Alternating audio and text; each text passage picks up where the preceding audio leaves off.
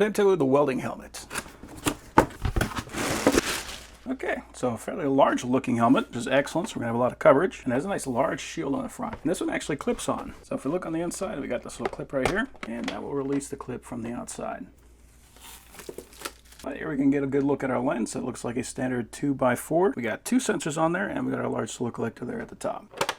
It does have an adjustable band on the back, and that does ratchet down when you tighten it up, so it'll lock to your head. I also really like seeing this nice big pad on here, so you don't have to worry about that thing digging into your skin. And it seems to be fairly tall as well, so it's going to help to support the weight of the helmet. On the left side, we got our shade adjustment. This one actually has a click when it turns on.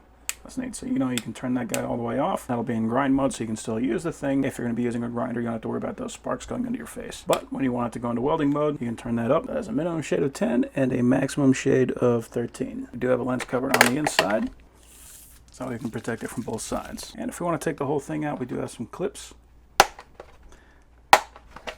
We can just pop the whole thing out.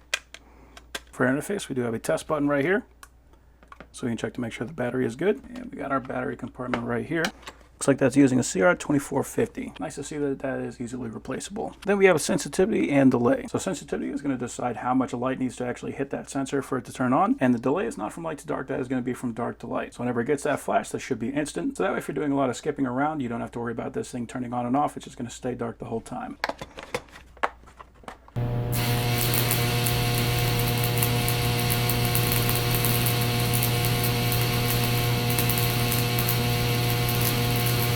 So it's got a nice blue look as you're looking through the thing. It doesn't look green like you see with a lot of the lower end welding helmets. It's very easy to actually see the puddle. This is a very nice welding helmet. That is an excellent lens, so I'm happy with that.